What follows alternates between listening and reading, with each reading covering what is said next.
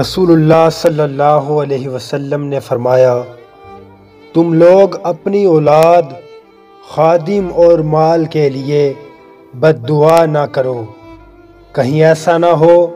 کہ وہ گھڑی ایسی ہو جس میں دعا قبول ہوتی ہو اور اللہ تمہاری بد دعا قبول کر لے۔ رسول اللہ صلی اللہ علیہ وسلم نے فرمایا،